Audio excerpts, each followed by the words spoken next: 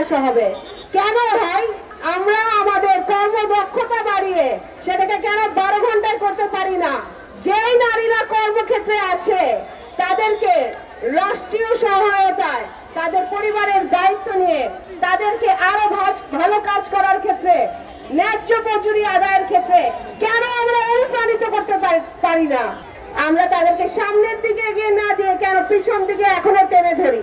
নারী ও শিশু অধিকার ফোরাম এবং নিপুণাপার নেতৃত্বে এই আয়োজন একটা ভিন্ন আয়োজন। এখনকার সময়ে আমাদের মনে হয়েছে এই আওয়াজ এবং এই কথা, এই বয়ানটা আনা অনেক বেশি জরুরি আমাদের জন্য। আমরা যারা নারীরা আছি, আমরা যারা নিজেদের অধিকারের জন্য এখনো লড়াই করে যাচ্ছি, এখনকার সামাজিক ব্যবস্থায় তাদের জন্য অনেক বেশি প্রয়োজন।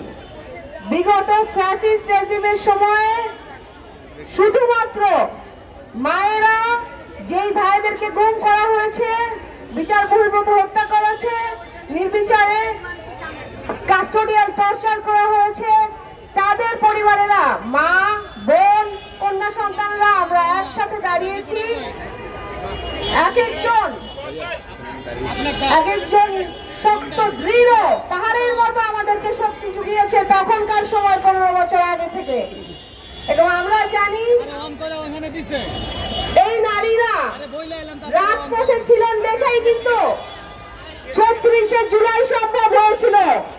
আমার এই বোনেরা, এই মায়েরা, এই কন্যা সন্তানেরা যদি রাজপথে নেমে না আসতেন তাহলে আমার মনে হয় না আমরা 36শে জুলাই দেখতে পারতাম। আমরা যদি ভুলে যাই আমাদের অর্ধেকেরও বেশি বড় একটা শক্তি আমরা যারা আজকে এখানে, তারা নারীরা, আমরা যেন সেটা ভুলে না যাই। আজকে আমার এই বোনদের সাথে যারা রাজনৈতিক নেতৃত্বে আছেন, রাজনৈতিক কর্মী, রাজনৈতিক বিভিন্ন অঙ্গ সংগঠনের, তাদের পাশাপাশি কিন্তু যারা একজন ভিকটিম ফ্যামিলির যারা গুম হয়ে গেছে, খুন হয়ে গেছে স্টেজের বাইরে এবং সবখানে, তারা অংশগ্রহণ করেছেন। সবাই কিন্তু একসাথে সোচ্চার অধিকার তাদের দাবি আদায় না করা পর্যন্ত।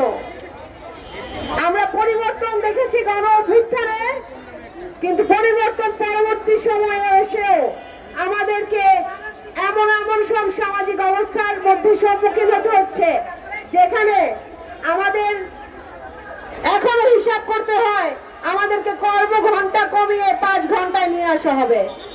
কেন ভাই আমরা আমাদের কর্মদক্ষতা বাড়িয়ে সেটাকে কেন 12 ঘন্টায় করতে পারি না? যেই নারীরা কর্মক্ষেত্রে আছে তাদেরকে রাষ্ট্রীয় সহায়তায় তাদের পরিবারের দায়িত্ব নিয়ে তাদেরকে আরো ভালো কাজ করার ক্ষেত্রে, ন্যায্য মজুরি আদায়ের ক্ষেত্রে কেন আমরা অনুপ্রাণিত করতে পারি না? আমরা তাদেরকে সামনের দিকে এগিয়ে না দিয়ে কেন পিছন দিকে এখনো টেনে ধরি? আমরা জানি একটা ভয়ঙ্কর রকম বিশাল শক্তি যেটা আমাদেরকে দমিয়ে রাখতে চায়, আমাদেরকে কর্মদক্ষতা সেই জায়গায় পৌঁছতে দিতে চায় না। কিন্তু আমি জানি এখনকার পরিপ্রেক্ষিতে এই পরিবর্তনের পরে সেই দৃষ্টিতে দেখতে হবে নারী সমাজকে, তাদেরকে বাধ্য তারা সেই দৃষ্টিতে দেখতে।